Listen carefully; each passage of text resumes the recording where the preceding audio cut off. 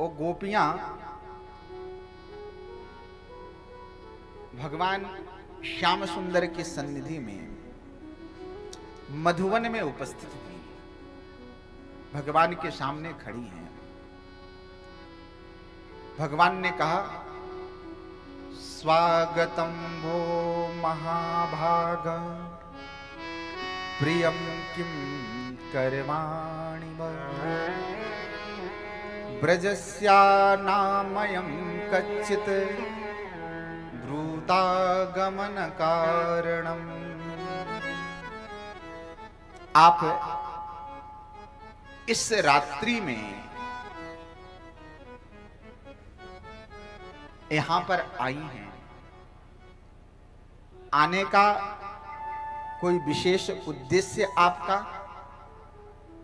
अच्छी बात है, आप रात्रि में आ गई। आज शरद पूर्णमासी की रात्रि है, इस रात्रि में हम आपका स्वागत करते हैं। लेकिन क्या घर में कोई ऐसी बात हो गई जो आपको इस रात्रि में आना पड़ा? गोपी चुपचाप सुन रही है और मन में यह विचार कर रही है कि ये श्याम सुंदर कैसे हैं। एक तो इन्होंने बुलाया और उसके बाद यह पूछते हैं कि यहां क्यों आई हो। मुझे तो कुछ अच्छा नहीं लग रहा है। ये श्याम सुंदर कुछ भरोसे के मुझे नहीं दिखते हैं। जो व्यक्ति निमंत्रण दे करके और बुला करके कहे कि तुम यहां पर आई क्यों। गोपी मन में अपने ऐसे तमाम विचार कर रही है। भगवान ने कहा कि देखो, आपने इस रात्रि को देख लिया, अब आप अपने अपने घर को चले जाओ। इस रात्रि में इस जंगल में रुकना अच्छा नहीं। गोपियां कोई प्रत्युत्तर नहीं देती, चुपचाप खड़ी हैं।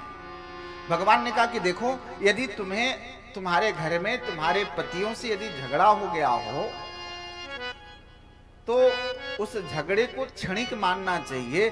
झगड़ा हो जाने पे घर का परित्याग नहीं करना चाहिए। भगवान गोपियों को उपदेश दे रहे हैं, कह रहे हैं कि देखो, पति जैसा भी हो उसकी तुम्हें सेवा करनी चाहिए। तुम्हारे पति के पास धन नहीं भी होना तो भी तुम्हें उसकी सेवा करनी चाहिए।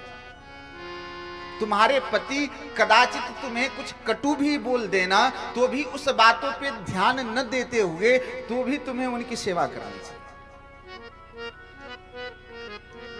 तुम्हारे पति तुम्हारे इतना बुद्धिमान न हो तो भी तुम्हें उनकी सेवा करनी चाहिए।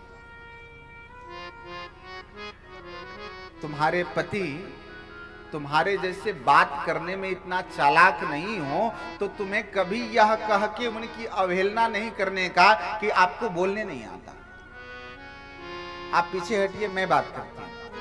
ऐसा कभी भी अपने पति का अपमान नहीं करना।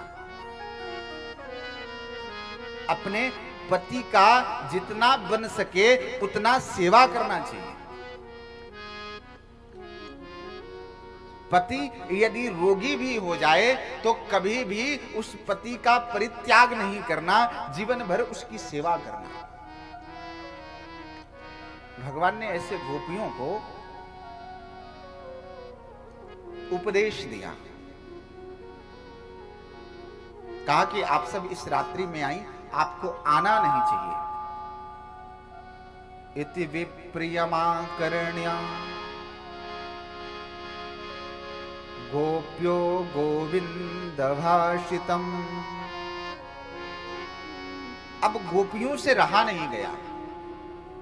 उन्होंने मन में ऐसा विचार किया कि देखो, हम सब जब तक चुप हैं, हम अपनी मर्यादा में हैं, तो पता नहीं ये श्याम सुंदर क्या क्या हमको ऐसे उपदेश देते जा रहे हैं। इन्हें क्या लगता है कि मुझे बोलना नहीं आता, मुझे बातचीत करना नहीं आता। इनसे मैं अच्छा बोल सकती हूं, इनसे मैं अच्छा उपदेश कर सकती हूं। इनकी बातों को क्या सुनना। गोपियां वहां भी बैठ करके आपस में ऐसे ही बात करने लगी। लेकिन फर्क इतना था कि वो कथा डिस्टर्ब नहीं करती थी। बोलिए वृंदावन बिहारी लाल की।